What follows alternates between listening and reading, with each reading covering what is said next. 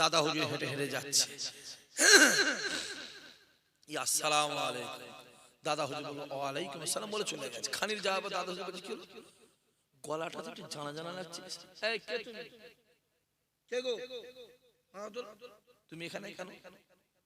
যে হুজুর তুমি এখানে, তুমি এখানে কেন? আমি তো তোমাকে বলেছিলাম আমার হাতে বায়াত হওয়ার পরে জঙ্গলে চলে যাবে, ওই জঙ্গলে গিয়ে দাঁড়িয়ে দাঁড়িয়ে আল্লাহ পাকের জিকির করবে। কিসের জন্য জঙ্গল ছেড়ে তুমি এখানে এসেছো বলো, বলো কেন? ওই সময় উনি বলেছিল হুজুর আমি জঙ্গলে গিয়ে দাঁড়িয়ে দাঁড়িয়ে দাঁড়িয়ে দাঁড়িয়ে 18 বছর আল্লাহর জিকির করেছিলাম। আমি জঙ্গলে আল্লাহ পাকে জিকির করে জঙ্গলের পশু পাখি গুলো আমাকে আল্লাহ পাকে জিকির করতে দেয় না। ই আমায় সুরে করে তুলে নিয়ে চলে যায়, ও আমায় গালে করে তুলে নিয়ে চলে যায়, ও আমায় ডিস্টার্ব করে, ই আমায় ডিস্টার্ব করে। যদি জ্বালা যন্ত্রণায় আমি জঙ্গল ছেড়ে লোকালয়ে হাজির হয়েছে হুজুর, এই লোকালয়ে এসে আমি আল্লাহ জিকির করি। এখানকার মানুষগুলো ভালো নয়, এরা আমায় মারে, আমার গায়ে লোহা গরম করে ছেঁকা দেয়, আমার গায়ে গরম পানি ঢেলে দেয়, বুঝে আমার কষ্ট হয়, পুরো শরীরটা আমার ফুসকা পড়ে গেছে। আমার মাঝে মাঝে মনে হয় আল্লাহ পাকের দরবারে দোয়া তুলে একটু বরদোয়া করে দে। হুজুর শুনে রেখে দে, আমি আল্লাহ পাকের দরবারে দোয়া তুলে বরদোয়া করব। আমি হাতটা তোলার সঙ্গে সঙ্গে আমি নিজে চোখে দেখতে পাই আমার হাতের ভিতরে আপনার মুখটা ভেসে ওঠে। আপনার মুখটা দেখার সঙ্গে সঙ্গে আমার সমস্ত জ্বালা যন্ত্রণা সঙ্গে সঙ্গে নিভিয়ে যায়। পূজা আমার ডাক দিয়ে বলেছিল বাবা মনি শুনে রেখে দাও, খবরদার খবরদার বাবা, খবরদার খবরদার ও কথা বলো না বাবা। আমি আবু বকর বলে দিলাম যদি তুমি আল্লাহ পাকের দরবারে দু হাত তোলো আমার আল্লাহ পাক এই এলাকাকে ধ্বংস করে দেবে। ও বাবা মনি শুনে রেখে দাও, যাও জঙ্গলে চলে যাও, যাও জঙ্গলে চলে যাও, জঙ্গলে গিয়ে আল্লাহর ইবাদত করো। ময়দানে মাহশারে তোমার ইবাদত গুলোকে নিয়ে আমি আবু বকর আমার মুরিদদের জন্য আল্লাহ পাকের দরবারে দরখাস্ত রাখব যে গ্রামে পাগল অনেকে মারে না, মারে কথা বলেন। তুমি ভাবছো পাগল, ও তো আল্লাহর পাগলও হতে পারে না, পারে না, কথা বলো। আর যদি আল্লাহর পাগল হয় আর তুমি হাত দিয়েছো না তোমার বংশ নির্বংশ হয়ে যাবে। বেশি বেরুনি, বেশি বেরোনি। আসেন আমি যে কথা বলছি আসেন রাসূলের দিকে আবার যখন জায়গা নেই নাকি আপনারা দাঁড়িয়ে আছেন ছেলেগুলো, যাও যাও যাও। ছেলে তো নয়, কিছু কিছু ছেলে হয়েছে এমন না গায়ে গেঞ্জি তো মূর্তির ছবি, বলেন কি না? কত বলবো কোচি আর বলবো নি ভাবছেন। এরপরে একটা রাস্তা আছে আমাদের, কি বলো দেখি, কি বলো কি একটা রাস্তা আছে না, মুখ নয়, জীবনের মধ্যে জলসা করা ছেড়ে দিতে হবে। কেন আমাদের তো আর সহ্য করতে পারবো না। ছেলেগুলো দেখো এমন নালায়েক ছেলে কিছু আছে, গেঞ্জিতে মেসির ছবি, গেঞ্জিতে শচীনের ছবি, গেঞ্জিতে গোষ্ঠীর ছবি। গোষ্ঠী বোঝো? এই গোষ্ঠী বোঝে না, ছবি দেওয়া আছে। মুসলমানের ছেলে হই হই হই হই করছে, তোকে দেখে মুসলমান বলবে তো লোক, তো তো পরিচয় দিলে মুসলমান তো একটা পরিচয় থাকবে আলাদা না, আমি মুসলমান, আমি ইমানদার। হয়তো টুপিতে পরিচয় থাকবে, তা না হলে পাঞ্জাবিতে থাকবে, তা না হলে দাড়ি থাকবে, তা না হলে নামাজে থাকবে। হ্যাঁ কিনা কথা বলে? তুমি এমন দোকান কাটা মুসলমান হয়েছো, না আছে টুপি, না আছে দাড়ি, না আছে পাঞ্জাবি, না আছে নামাজ, বুচো হয়ে দাড়ি ফাড়ি চেয়েছে, প্যান্ট শার্ট পরে বেড়াচ্ছে, রাস্তায় যাচ্ছে। কে রে? হরিপদ নাকি বলতো? ওটা কি বলতো? নব নব নাকি? ও তো আমাদের গ্রামে আব্দুর রাজ্জাক রে, বুঝতে পারছেন না?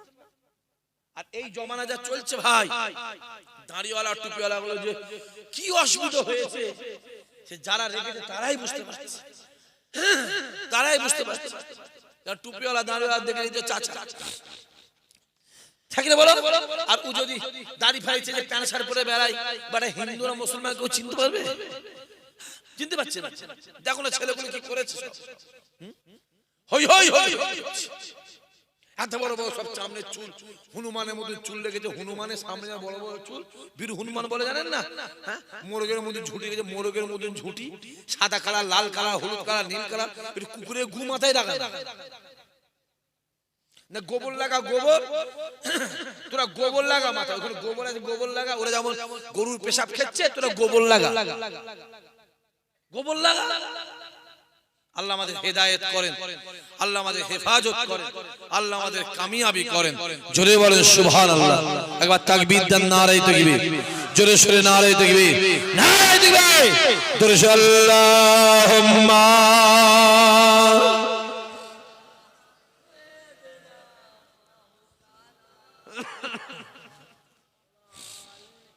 বসেন বসেন বসেন, উঠল হবে না। হ্যাঁ বসেন বসেন।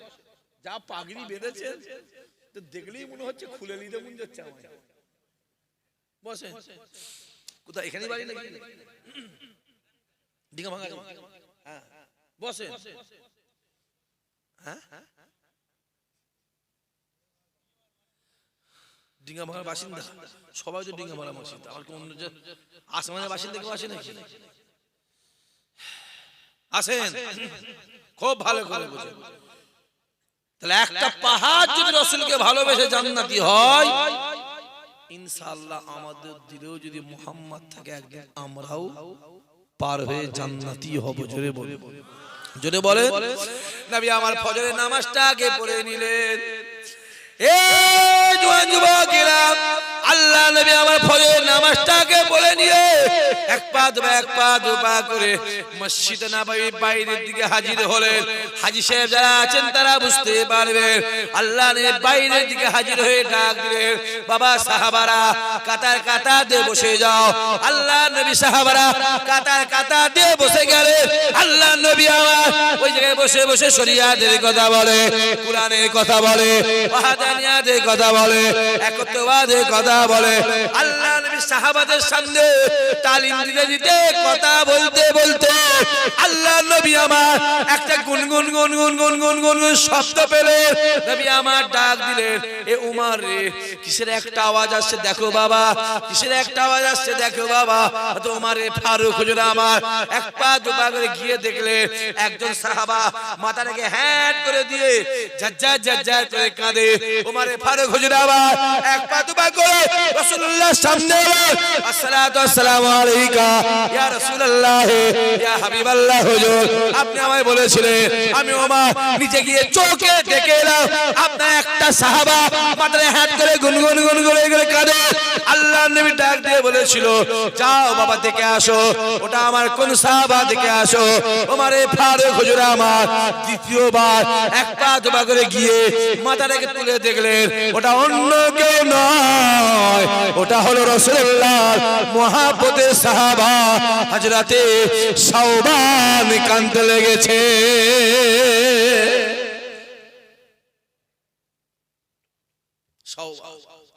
উমরে ফারুক হুজুর আমার এক পা দু পা করে রাসূলুল্লাহর সামনে হাজির হলেন।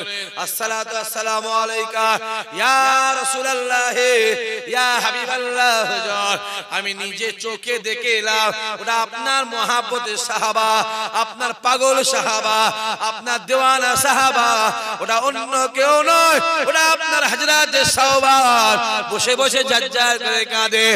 এ জওয়ান যুবকেরা, আল্লাহর নবী ডাক দিলেন, উমর যাও চলে যাও, কি আমার সাওবানকে গিয়ে বলবে রাসূলুল্লাহ আপনাকে ডেকেছে। ওমরে ফারুক হুজুর আমার এক পা দু পা করে সাওবান হুজুরের সামনে হাজির হলো। উমর ডাক দিয়ে বলেছিল, এ সাওবান রে, কেঁদো না কেঁদো না কেঁদো না, রাসূলুল্লাহ আপনাকে ডাকছে, আপনার জন্য রাসূলুল্লাহ অপেক্ষা করছে। বলার সঙ্গে সঙ্গে সাওবান হুজুর আমার এক সেকেন্ড দেরি না করে ছুটে ছুটে ছুটে ছুটে রাসূলুল্লাহর সামনে হাজির হয়ে মাথাটাকে হ্যাট করলেন। আসসালাতু আসসালামু আলাইকা ইয়া রাসূলুল্লাহ, ইয়া হাবিবাল্লাহ হুজুর, হুজুর আপনি আমায় ডেকেছেন হুজুর, বেয়াদবি ক্ষমা করে দেন হুজুর, আপনি আমাকে মাফ করে দেবেন হুজুর, আমার আসতে দেরি হয়ে গেছে। আল্লাহ নবী মাথা তুলে বলেছিল, এ সওমান রে, কিসের জন্য তুমি ওখানে বসে বসে গোল গোল গোল গোল করে কাঁদো? কেন তুমি কাঁদো? সওমান ডাক দিয়ে বলেছিল, ইয়া রাসূলুল্লাহ, ইয়া হাবিবাল্লাহ হুজুর, আমি সওমান আপনাকে খুবই ভালোবাসি হুজুর, আমি আপনাকে মহব্বত করি, আমি আপনাকে প্যার করি, আমি আপনাকে ভালোবাসি হুজুর। ইয়া রাসূলুল্লাহ, ইয়া হাবিবাল্লাহ হুজুর, আমি জিহাদের ময়দানে যান, আমি সওমান আপনার পিছনে পিছনে জিহাদের ময়দানে হাজির হয়, আমি জিহাদের ময়দান থেকে বাড়ি আসে, আমি সওমান আপনার পিছনে পিছনে জিহাদের ময়দান থেকে বাড়ি আসে। ইয়া রাসূলুল্লাহ, ইয়া হাবিবাল্লাহ হুজুর, আমি মসজিদে নববীতে নামাজ পড়তে যাই, আমি সওমান আপনার পিছনে পিছনে মসজিদে নববীতে নামাজ পড়তে চাই, আমি নামাজ থেকে বাড়ি ফিরে আসে, আমি সওমানে ফিরে আসি। ইয়া রাসূলুল্লাহ, ইয়া হাবিবাল্লাহ হুজুর, এই দুনিয়ার জমিনে আপনি যেখানে যান, আমি সওমান আপনার পিছনে পিছনে যাই। আমার মনে একটা প্রশ্ন জেগেছে, আমার মনে একটা আশা জেগেছে, কাল কিয়ামতের ময়দানে মাশাআল্লাহ আল্লাহ পাক যখন আপনাকে জান্নাতে পাঠিয়ে দেবে, আপনি তো জান্নাতে চলে যাবেন, আমি সওমানকে আপনার পিছনে পিছনে আল্লাহ জান্নাতে যাব। আল্লাহ নবী মাথা তুলে ডাক দিয়ে বলেছিল, এ আবু বকর রে, এ ওমর রে, এ আলী রে, এ আমার উসমান রে, এ আমার সাহাবারা, শুনে রেখে দাও, আমার সওমান আমায় কি বলছে শোনো, আমার সওমান আমায় কি বলছে শোনো। ও বাবা সাহাবারা, শুনে রেখে দাও, আমি রাসূলুল্লাহ জানিয়ে দিলাম, আমি হাবিবুল্লাহ জানিয়ে দিলাম, দুনিয়ার জমিনে কেউ যদি আমায় ভালোবাসে, কেউ যদি আমায় মহব্বত করে, কেউ যদি আমায় প্যার করে, সে আমার সাহাবা হোক অথবা সাহাবী হোক অথবা গুনাহগার উম্মত উম্মতি হোক, যারা আমায় মহব্বত করলো, প্যার করলো, আমি রাসূলুল্লাহ জানিয়ে দিলাম, কাল কিয়ামতের ময়দানে মাহশারে তারা সকলে মিলে আর আমি রাসূলুল্লাহ একসঙ্গে আল্লাহর জান্নাতে হাজির হব। জোরে বলবে না? আরো জোরে হবে না? নাই দিবে যে যে অত সহজ নয় বা। তাই এবারে হজে গিয়েছিলাম, আমি ছিলাম আর আমার তাহাবিব ভাই ছিল, চেনেন তো? কথা বলে না, আপনারা চেনেন না তাহাবিব ভাইকে? আমার বড় ভাই তাহাবিব ভাই, তাহাবিব ভাই ছিল, আর আমার মেদিনীপুরের পীরজাদা রুহুল আমিন ভাই আমার ছোট বোনাই ছিল। কাবা শরীফে বসে আছি, অনেক কিছু দেখছি, বসে বসে আমি বলছিলাম তাই ভাইকে বলছিলাম, ভাই আর ওই আমার ছোট বোনাই রুহুল আমিন ভাইকে বলি, পীরজাদা রুহুল আমিন, জানেন না আপনারা? রুহুল আমিন ভাইকে বলছিলাম, ভাই আমি যা দেখছি, আমার আল্লাহ যতটুকু জ্ঞান দিয়েছে, এমনি জ্ঞানী মানুষ নয়, ছোটখাটো মানুষ, সবসময় ছোট হয়ে থাকার চেষ্টা করি, কারোর পিছনে লাগিও নি, হ্যাঁ এটুকু বলবো, আবার কারোর পিছনে লাগলে কিন্তু ছাড়িও নি। কথা বুঝতে পারছেন কি বলছি? কথা বুঝতে পারলেন না? আমি কারণ লাগিনি, আর লাগলে আমি তাকে ছাড়িও নি। তোমরা ভাববে না আমি চুপ করে গেছি, সময় এলে আবার জিহাদ ফি সাবিলিল্লাহ শুরু হবে না? হবে না? কথা বলেন না কেন? বাঘ খাঁচায় আছে মানে তুই কি ভাবছিস যে শিকার ভুলে গেছে? কথা বোঝা যাচ্ছে না? শুধু একটু জ্বালায় আছে তো বাপ, ওই জ্বালাটা যে আল্লাহ কবে মিটিয়ে দেবে, ওইটা মিটে গেলে করছি আবার একটা চল বাবা দেখি কত ধানে দেখো হবে তো। ছেলেগুলো কথা বলিস কেন? আছো তো বাপ? হ্যাঁ, তোমরা আবার ভুলে টুলে যাওনি তো? দিলে মহব্বত আছে তো? না নাই আল্লাহ জানে কি বল, যে মুখে এক কথা, ভেতরে এক কথা, পেটে এক কথা, গালে এক কথা, চোখে এক কথা, এখন তো বোঝা যাচ্ছে না। বেশিরভাগ দেখতে পেয়েছি গাছে তুলতে মই কেড়ে নিচ্ছে, তাই তো? যেমন ইয়েও করিস, একে চেনেন আপনারা? কথা বলা চেনেন? আমি এটুকু বলবো, কিন্তু আমাকে জানের মতন ভালোবাসে। ইয়ে আছে, হাফিজুল আছে, ওই কি বলে বল না রে, ফারুক আছে, আর এর নামটা কি বল? হ্যাঁ হ্যাঁ আমি জানি, ভালোবাসে। কত রাগ করি, রাগ মানে আপনারা ভাবেন বলবো কি হলো না করছি, যার সাথে যার বেশি মহব্বত তার সাথে তার বেশি ঝগড়া, ঠিক না বল? কথা বলেন না কেন? স্বামী স্ত্রী স্বামীকে পেটে নে ধুমধাম মারছে, মারে না? কথা বলেন কেন? মারে না? ধুম ধুম আর রাতে শোয়ার সময় কি বলে? কই গো শোনো, বালিশে মাথায় দিয়ে ঠোঁটটা আগিয়ে দাও, ঠোঁটটা আগিয়ে দাও। বলেন হ্যাঁ কিনা বলেন, বাস্তবটা বলেন।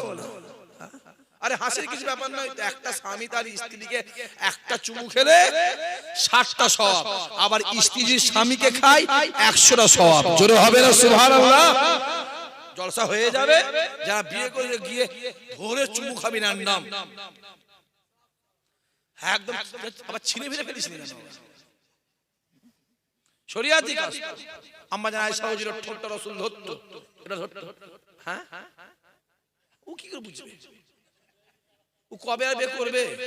হ্যাঁ কটা করবি? 4টে না 3টে? বিয়ে করলে বিয়ে করবি 15-16 বছরে বিয়ে করবি, ওই 25 বছর বিয়ে করবি, মজা পাবি? হ্যাঁ ও তো হয়ে গেছে। কোথায় 35 বছরে বিয়ে করছিস? আরে উঠতে পারবে না, শুতে পারবে? ও তো ধরে তুলতে হবে, উঠে বসাতে হবে। বিয়ে করবি তো 15, 16, 12, 13, 14, 18 বিয়ে করবি। রাসূলুল্লাহর সঙ্গে আম্মা জান আয়েশা বিয়ে হয়েছিল 7 থেকে 9 বছরের বেলায়। জোরে হবে না সুবহানাল্লাহ? রাসূলুল্লাহ আম্মা জানের ঠোঁটটা ধরতো, আয়েশা তোমার এই ঠোঁটটা না রাসূলুল্লাহ আমার খুব পছন্দের ঠোঁট। জোরে বলবেন না সুবহানাল্লাহ? আর এদের ঠোঁট ধরতে বললে টেনে ছিঁড়ে ফেলে, রাগের মাথায় ছিঁড়ে রক্ত মুক্ত বার করতে। কি রে আর তুমি আমার ছিঁড়ে ফেললে? ও মহব্বত করতে, কিন্তু রাগের আগে ছিঁড়েছে। হ্যাঁ আসে আল্লাহ আমাদের অনেক বেজে গেছে, আর বাড়াবো না, ডেটটা শেষ করবো। আসেন সবাই দাঁড়িয়ে আমার নবীর শানে মহব্বতের সালাম। ইয়া নবী সালাম।